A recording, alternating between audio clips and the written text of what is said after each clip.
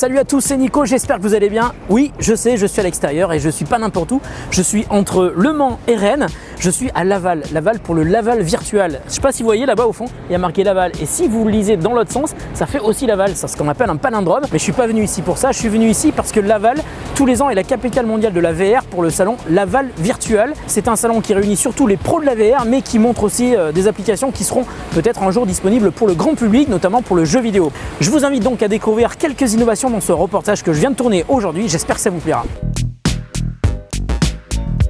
Pour la 21e fois, Laval est donc devenue cette semaine la capitale mondiale de la VR. Mais à Laval, à 1h30 de Paris, la VR se montre sous tous ses aspects, y compris les plus pointus. 320 exposants, 86 artistes de 50 nationalités différentes exposaient leurs applications, leurs projets et œuvres autour de la VR. J'ai notamment découvert Nolo, qui fabrique des petits accessoires que l'on ajoute sur des casques de type Gear VR ou Oculus Go pour leur apporter le positioning, cette capacité à se déplacer à l'intérieur d'un monde VR, comme le permettent les Oculus Rift et HTC Vive grâce à leurs capteurs externes. J'ai aussi été intrigué, et je n'étais pas le seul, par Cyberit, une surface glissante associée à des sortes de chaussons qui permettent de se déplacer de manière naturelle dans un monde virtuel. Cyberit gère le déplacement mais aussi l'inclinaison, permet ainsi une immersion encore plus impressionnante dans les jeux ou des applications de visite touristique par exemple. Autre innovation très intéressante, Manus VR, une sorte de paire de gants qui permettent, vous l'avez sans doute deviné, de sentir des objets que l'on voit dans son casque de VR. L'idée est évidemment de proposer une immersion encore plus réaliste, que ce soit pour le jeu vidéo mais aussi pour l'industrie.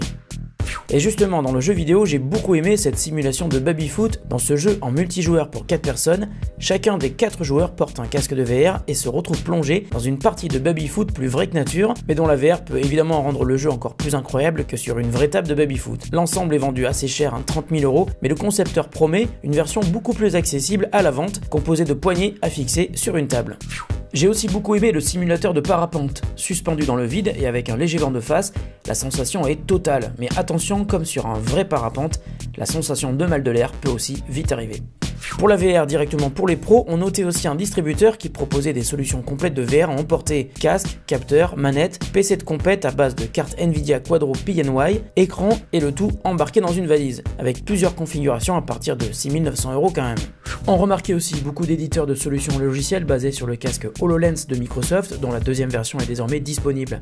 Là aussi, beaucoup d'industriels utilisent l'AR, la réalité augmentée, dans des applications très spécifiques pour l'industrie, l'aéronautique, mais aussi la formation ou la cybersécurité. En marge de la VR pure, j'ai beaucoup aimé les lunettes Running Smart qui nous arrivent du Japon. Reliées à une application GPS, elles donnent des indications pour tourner à gauche ou à droite, pour suivre un itinéraire au moyen de lumières de couleurs différentes que le coureur perçoit au-dessus de ses yeux. L'appli permet également d'associer des fonctionnalités de coaching en affichant du rouge si le coureur ne va pas assez vite ou du vert si la vitesse suggérée par l'application est atteinte. Un petit peu en dehors du salon principal et dans plusieurs lieux de la ville de Laval, vous pouvez aussi découvrir près d'une centaine d'artistes exposés dans le cadre du festival Recto Verso. La VR au service de l'art, ça donne parfois des expériences étonnantes, et comme c'est de l'art qui n'était pas toujours facile à interpréter, mais qui en revanche était très attachant. En résumé, Laval Virtual, c'est un salon dédié aux professionnels de la VR, qui est d'ailleurs incontournable pour tous ceux qui travaillent dans le milieu de la réalité virtuelle, que ce soit en tant que développeur, gérant de salle VR ou industriel. Le salon est d'ailleurs désormais décliné dans une version asiatique qui aura lieu dans quelques semaines en Chine. Voilà, la vidéo est terminée, j'espère qu'elle vous a plu. On se retrouve très bientôt pour une autre vidéo qui, vous le savez, n'aura sans doute rien à voir avec celle-ci. Si vous avez des questions sur la VR, n'hésitez pas à me poser des questions parce que je connais un petit peu. Surtout, n'hésitez pas aussi à vous abonner à la chaîne puisqu'il y aura d'autres vidéos qui n'auront pas grand-chose à voir avec celle-là mais qui seront tout aussi intéressantes. Merci de votre fidélité et à très bientôt sur The Grand Test.